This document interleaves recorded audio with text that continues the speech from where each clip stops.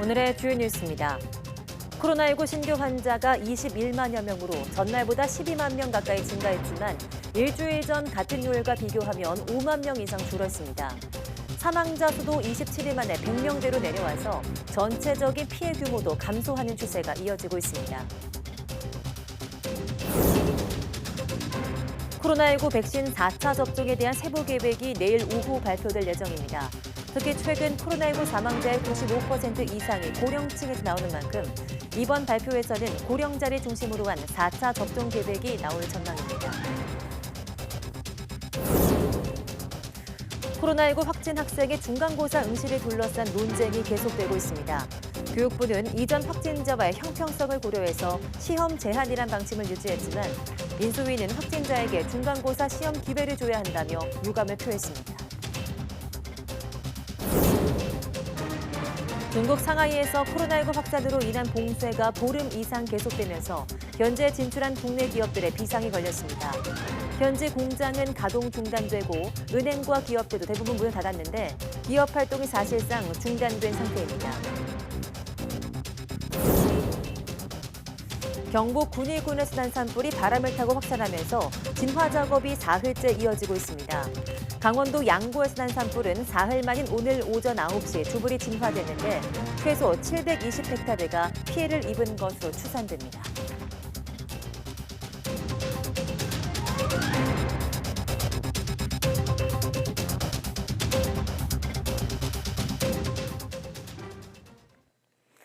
네, 여러분 안녕하십니까? 4월 12일 사이언스 투데이입니다. 코로나19 신규 환자가 나흘 만에 다시 20만 명대로 늘었습니다. 오늘 0시 기준 확진자는 21만 755명으로 전날보다 12만 명 가까이 늘었습니다. 지역 발생은 21만 722명으로 수도권과 비수도권이 각각 50%입니다. 검사 건수 적은 주말 영향이 줄어들면서 확진 규모가 다소 커진 것으로 분석됩니다. 다만 전반적인 감소세는 계속돼서 일주일 전 같은 요일과 비교하면 5만 명 넘게 줄었습니다. 고령층 감염 비중이 높아 위중증 사망자가 잇따르고 있긴 하지만 전체적인 감염 규모가 줄면서 피해 규모도 감소 추세입니다. 위중증 환자는 94명 줄어 현재 1,005명입니다. 숨진 환자는 하루 새 171명이 늘었는데 100명대로 줄어든 건 지난달 16일 이후 27일 만입니다. 코로나19 확산 감소세가 계속되고 있는 가운데 재택치료 환자는 100만여 명으로 집계됐습니다. 오늘 0시 기준 재택치료 대상자는 103만 2,396명으로 전날보다 9만 명 가까이 줄었습니다. 이 가운데 집중관리군은 9만 3,057명입니다. 전국의 중환자 병상 가동률은 전날보다 1.9%포인트 낮아진 58.1%로 집계됐습니다. 수도권 중환자 병상 가동률이 54.9%, 병상 수가 적은 비수도권은 65.6%입니다. 질병관리청은 내일 코로나19 백신 4차 접종 계획을 발표할 예정입니다. 60세 이상 고령층이 4차 접종 대상에 포함될 것으로 보입니다. 보도에 김종균 기자입니다. 방역당국은 4차 접종 대상을 고령층으로 확대하는 방안을 검토해왔습니다. 현재는 3차 접종을 마친 면역 저하자를 비롯해 요양병원과 요양시설, 정신건강 정진시설의 입원 환자와 종사자 등을 대상으로 시행 중입니다. 하지만 최근 신규 확진자 중 60세 이상 고령층 비율이 20% 안팎을 기록하고 있습니다. 또 사망자의 95%가량이 65세 이상 고령층에서 나온다는 점에서 일반 고령자 보호의 필요성이 커졌습니다. 60세 이상의 90%가 3차 접종을 마쳤지만 시간이 지나면서 접종 효과도 떨어지고 있습니다. 60세 이상 고령층의 경우 여전히 위험도가 높으므로 감염을 최소화하는 노력을 부탁드립니다. 미 식품의약국 FDA는 지난달 30일 50세 이상 성인에 대한 화이자와 모더나의 4차 접종을 승인했습니다. 질병관리청은 어제 예방접종 전문위원회를 열어 고령층에 대한 4차 접종 실시 기준을 논의했습니다. 이어 수요일인 내일 중앙재난안전대책본부 회의를 거쳐 4차 접종 계획을 발표할 예정입니다. YTN 김종길입니다. 대통령직 인수위원회가 확진 학생의 중간고사 응시 기회를 주지 않기로 한 교육부의 방침에 유감을 표현했습니다. 그러면서 새 정부가 출범하자마자 집중적으로 추진할 코로나19 정책 100일 로드맵을 만들기로 했습니다. 신현준 기자가 보도합니다. 교육부는 지난 8일 시도교육청과의 긴급회의에서 확진 학생의 중간고사 응시를 제한한 기존 방침을 유지했습니다. 지금까지 확진이나 격리 학생에게 시험 대신 인정점을 줘왔는데 이번부터 응시를 허용하면 역차별 논란이 일고 공정성이 훼손된다는 이유입니다. 인수위는 과학 방역으로 포스트 코로나 대책을 마련해야 할 시점이라며 유감을 나타냈습니다. 교육부는 상급 학교 진학을 위해 오늘도 열심히 공부하는 학생들의 권익이 더 이상 침해받지 않고 교육 현장의 정상화가 이루어질 수 있게. 안철수 인수위원장도 확진 학생들에게 시험에 응시할 기회를 줘야 한다며 다시 한번 강조했습니다. 방역체제 전환을 위해선 고위험시설 관리와 취약계층 지원, 확진자 일상회복 지원 등 3가지 선제 조치가 필요하다는 겁니다.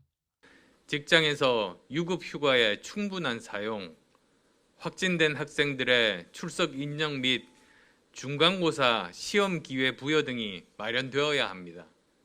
인수위는 또 새 정부 출범 이후 100일 동안 집중 추진할 방역 정책도 마련하기로 했습니다.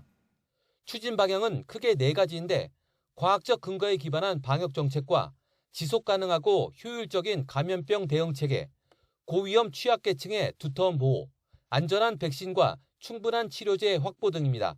신속한 이행력을 담보할 수 있도록 구체적인 실행 계획을 담은 코로나 비상 대응 100일 로드맵을 마련하겠습니다. 소상공인과 자영업자에 대한 손실보상 문제는 오는 수요일 특위에서 다시 다뤄지면서 관련 논의에 속도가 붙을 전망입니다. YTN 신현주입니다.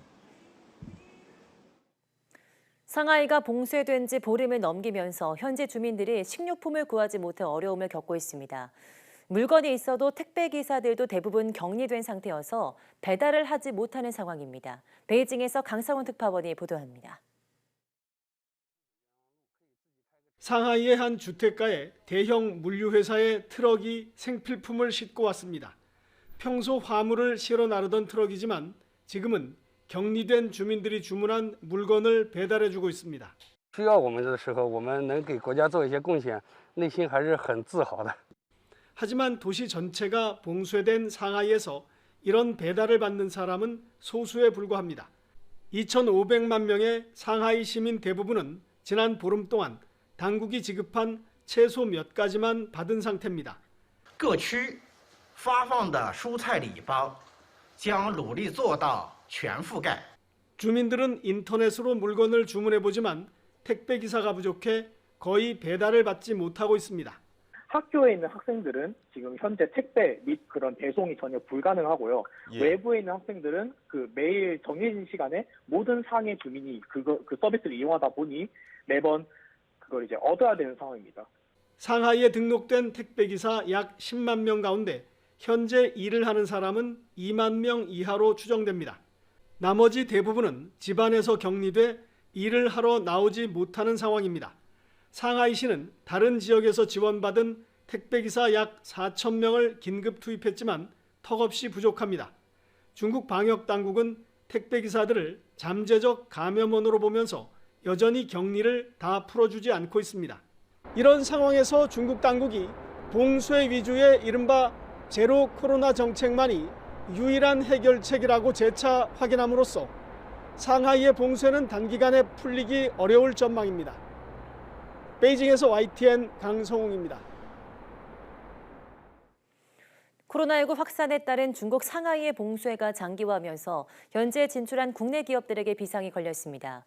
현지 공장과 매장의 정상적 가동이 사실상 불가능하기 때문인데요. 특히 봉쇄의 끝이 보이지 않아서 노심초사하고 있습니다. 보도에 김상우 기자입니다. 코로나19 확산으로 지난달 28일부터 이동 제한 전면 조치가 내려진 상하이입니다. 2,500만 명이 사는 중국의 경제 수도라고는 믿기 어려울 정도로 거리에는 인적이 드뭅니다. 이 같은 봉쇄 조치로 현지에 진출한 오리온과 농심 등의 상하이 공장 가동이 중단됐습니다. 역시 상하이에 공장을 보유 중인 아모레퍼시픽 등 화장품 업계도 사정은 비슷합니다. 이들 기업들은 일단 중국 다른 지역 공장의 가동과 재고로 대응 중입니다. 장기화됐을 때 이제 당연히 재고가 떨어지는 문제도 있고 물량이 바깥으로 중국 내 다른 지역으로 이동하는 데도 문제가 생기기 때문에 봉쇄로 인해 공장 중단뿐 아니라 삼성전자와 은행 등 상하이에 진출한 2,500여 개 기업의 판매와 영업점 등도 거의 대부분 문이 닫혔습니다. 상하이에만 230개, 중국 전역에 4,000여 개 매장을 보유 중인 이랜드는 사태의 조기 종식을 기대할 뿐입니다. 상해 매장이 좀 운영이 안 되고 있는 상황이어서 상황을 좀 지켜보고 있고 지금 뭐 정점에 있는 상황인 것 같아서. 중국 진출 우리 기업들이 가장 걱정하는 것 중에 하나는 봉쇄 조치가 다른 지역으로 확대되는 겁니다. 상하이 인근 우시에서 반도체 공장을 운영 중인 SK 하이닉스의 경우도 마찬가지입니다.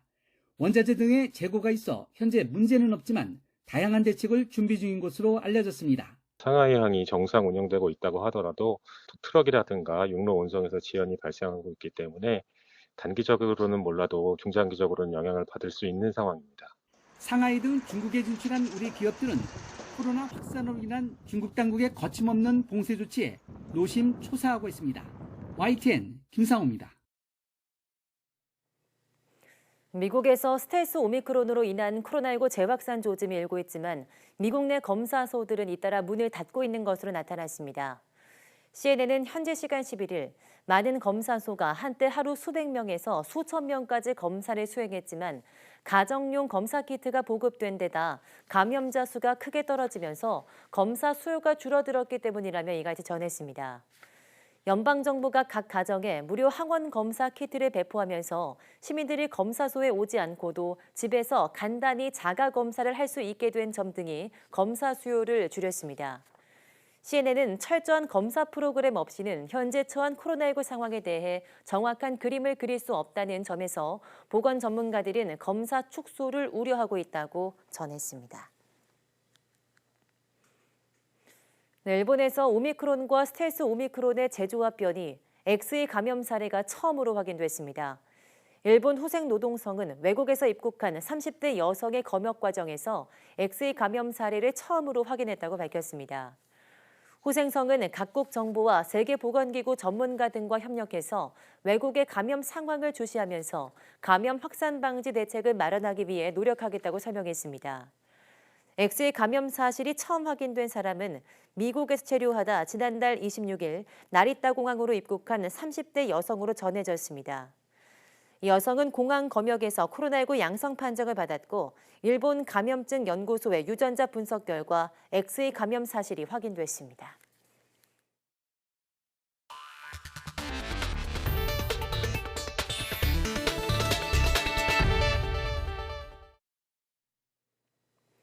경북 군위 산불이 사흘째 꺼지지 않고 있는 가운데 산림당국은 오늘도 헬기와 인력 등을 투입해 진화 작업에 나섰습니다.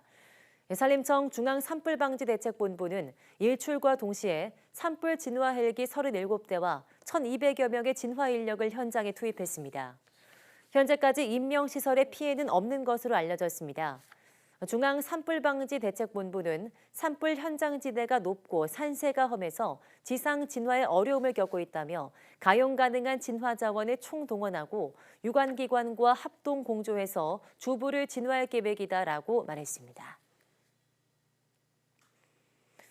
네, 일요일인 그제 오후 발생한 강원도 양구 산불이 사흘 만에 진화됐습니다. 최병암 산림청장은 산불 발생 사흘째인 오늘 오전 9시 주불 진화를 완료하고 잔불 정리 작업에 들어갔다고 밝혔습니다. 당국은 오늘 새벽 일출과 동시에 헬기 30대와 인력 800여 명을 투입해 진화 작업을 벌였습니다. 현재까지 집계된 산불 영향구역은 최소 720헥타르로 추정되며 인명이나 주택 소실 피해는 없었습니다. 지난 10일 오후 강원도 양구군 양구읍 송청리에서 시작된 산불은 인근에 사는 50대 남성이 낙엽 더미를 태우다 난 것으로 확인됐습니다. 정부는 4월 과학의 달을 맞아 국민이 기초과학의 중요성을 체감할 수 있도록 기초과학진흥주간 행사를 일주일간의 일정으로 시작했습니다. 이번 진흥주간은 과학기술정보통신부가 주최하고 기초과학연구원이 주관하며 2022 기초과학의 해 세상을 바꾸는 기초과학이라는 슬로건을 걸고 포럼과 강연, 세미나, 퀴즈쇼 등이 온 오프라인으로 진행됩니다. 행사 첫날인 어제 열린 기초과학진흥 주간 개막 행사에서는 기초과학 유공자 시상과 진흥 포럼이 진행됐으며 오늘은 기초과학 대국민 강연을 유튜브로 생중계로 진행합니다. 또 14일부터는 온라인 과학축제 봄날의 과학산책과 연계해서 기초과학의 생생한 연구 현장과 성과, 기초과학 발견 소개 영상 등도 사이언스 올 홈페이지에서 만날 수 있습니다. 조만간 러시아가 대규모 공세를 펼칠 것으로 전해진 우크라이나 동부 전선에는 긴장감이 커지고 있습니다. 우크라이나 침공 이후 처음으로 서방 지도자를 만난 푸틴 대통령은 여전히 물러설 뜻이 없음을 분명히 한 것으로 전해졌습니다. 보도에 김은건 기자입니다. 우크라이나 남동부 도네츠크주의 도로를 러시아와 칠로군 전차들이 내달립니다. 우크라이나 국방부는 러시아군이 이미 동부에서 공격 준비를 거의 마쳤으며 곧 공격이 시작될 것이라고 밝혔습니다.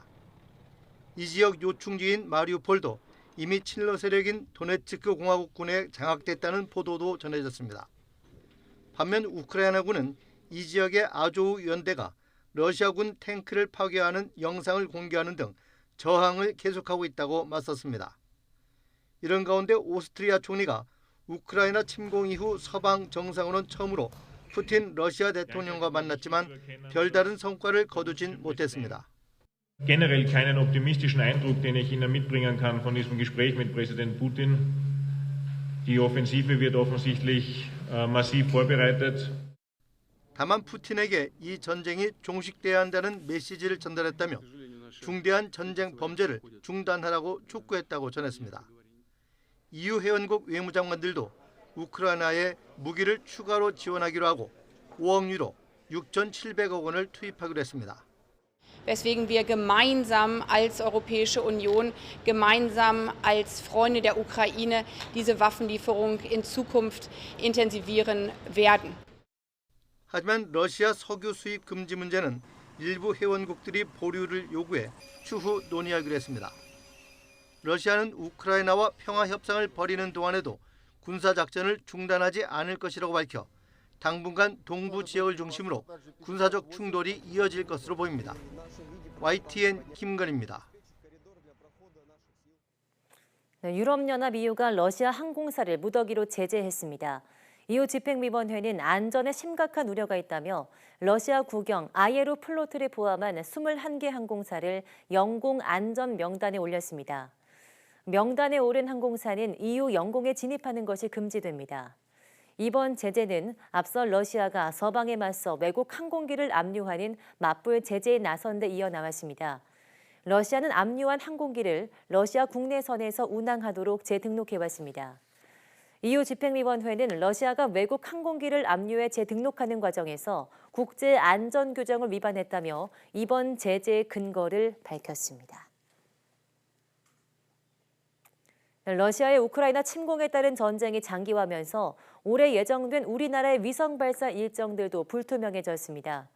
과기정통부 관계자는 올해 하반기 아리랑 6호와 차세대 중형위성 2호 등을 러시아 발사체 실어 발사할 계획이었으나 국제사회 러시아 제재로 러시아 발사체 사용이 어려울 것으로 보고 있다고 밝혔습니다. 따라서 과기부는 유럽, 미국 등의 대체 발사체를 알아보며 투트랙으로 대비하고 있다고 설명했습니다. 올해 아리랑 6호는 러시아 앙가라 로켓이 실려서 러시아 플레세츠크 우주기지에서 차세대 중형위성 2호는 러시아 소유스 로켓을 이용해 카자흐스탄 바이코누르 우주센터에서 발사될 계획이었습니다. 중소기업계는 러시아의 우크라이나 침공 여파로 국제 원자재 가격이 폭등했지만 납품가는 그대로라며 특단의 대책 마련을 호소했습니다. 중소기업들은 앞으로 원자재 가격을 납품 단가에 연동시켜줄 것과 대통령 직속 상생위원회 설치도 정부에 요구했습니다. 보도에 이승윤 기자입니다. 23cm 두께의 알루미늄 판을 열면 누구나 쉽게 불을 끌 수 있는 지하 비상 소방함입니다. 유사시 군용 벙커나 다용도 무기함으로도 활용될 수 있는데 러시아제 알루미늄이 160kg이나 사용됩니다. 지금 보시는 이 노란색 부위가 알루미늄 부위이고 안에 철근과 콘크리트가 들어가는 부위입니다. 러시아의 우크라이나 침공 이후에 가격이 2배 정도 오른 데다 공급 물량조차 확보하기가 쉽지 않은 상황입니다. 국제 원자재 가격은 폭등했는데 납품 단가는 그대로라 설치를 하면 할수록 손해가 커지는 실정입니다. 네, 조달 단가 같은 경우에는 작년도 가격으로 이미 책정되어 있는 상태이기 때문에 조달청에서 납품 단가 2년 안 해주면 저희가 적자이기 때문에 어떻게 제품을 생산할 수 있는 상태가 아니고 오래 넘기기가 힘듭니다, 실제로. 중소기업들의 공급 원가에서 원자재가 차지하는 비중이 60%나 되다 보니 경영 여건이 악화됐지만 납품 대금에 이런 사정이 반영된 경우는 50%에 불과했습니다. 납품 대금에 반영되지 못한 이유로는 관행적인 단가 동결, 인하가 가장 많았고 중소기업들은 납품 대금에 원자재 가격 상승분이 반영되지 못하면 생산량 감축이나 일자리 축소가 불가피하다는 입장입니다. 건설에서는 단 한 푼도 아직도 인상에 응하지를 않습니다. 그러니까 저희들은 이달 말까지 만약에 인상 요구에 응하지 않으면은 저희들이 불가피하게 생산을 중단해야 할 그런 실정에. 상황이 심각하지만 자칫 거래가 끊길까봐 중소기업이 대기업에 납품 단가를 올려달라고 적극적으로 요구하기 어려운 실정. 중소기업들은 납품 단가 연동제를 도입하고 대통령 직속 상생위원회를 설치해 줄 것을 촉구하며 셧다운 등 집단 행동을 예고했습니다. 납품 단가 YTN 이승윤입니다. 네, 러시아군이 수도 키이우를 비롯한 주요 지역에서 물러났지만 우크라이나 북부와 중부에서는 봄철 씨앗을 뿌릴 엄두도 못 내고 있습니다. 유럽 최대 농업국인 우크라이나의 곡물 생산량이 최소 30% 이상 줄어들 전망이어서 세계 식량 위기가 다가오고 있습니다. 송태엽 기자입니다. 부서진 탱크와 무너진 건물이 20일 동안 이 마을을 점령했던 러시아군이 남긴 흔적입니다. 가축 수백 마리가 있던 축사도 폭격에 불타버렸습니다. Дуже кричали поросята, телята, вони жарилися живьом. 러시아군이 점령했던 우크라이나 북동부 지역은 사실상 올해 농사를 지을 수 없을 정도로 파괴됐습니다. 피해가 덜한 서부에서는 콩과 옥수수, 해바라기 등 여름 작물 파종이 이루어지고 있지만 연료와 비료, 살충제 가격이 폭등해 어려움이 많습니다. 전체적으로 파종 면적도 지난해보다 3분의 1 정도 줄어들 전망입니다. 기본 작물의 생산량이 최소 30% 줄어들 걸로 예상되면서 우크라이나 정부는 식량 안보를 위해 수출을 제한하기로 했습니다. Тому що Україна є нетоекспортером багатьох видів сільхозпродукції. Уряд залишає за собою право в особливий період, який зараз є, регулювати експорт. 우크라이나산 곡물의 최대 수입 지역인 아시아와 아프리카 국가들이 당장 영향을 받을 전망입니다. 세계 최대 인구를 가진 중국이 곡물 사재기에 나서면서 유엔 식량농업기구 FAO가 지난달 9일 발표한 세계 식량 가격 지수는 한 달 전보다 12.6% 올랐습니다. 1년 전에 비하면 33.6% 상승한 겁니다. YTN 송태엽입니다.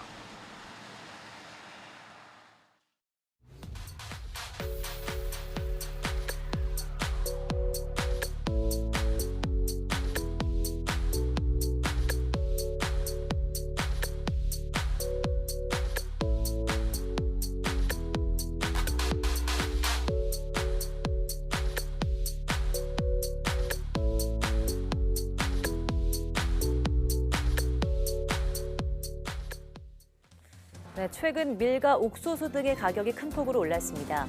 러시아의 우크라이나 침공 사태가 장기화하면서 곡물 수출 대국인 우크라이나의 수출량이 급감한 것이 큰 원인으로 꼽히고 있는데요. 오늘 오후 사이언스투데이에서는 전 세계가 직면한 식량 위기에 대해서 이야기 나눠보겠습니다. 많은 시청 바랍니다. 함께해 주신 여러분 고맙습니다.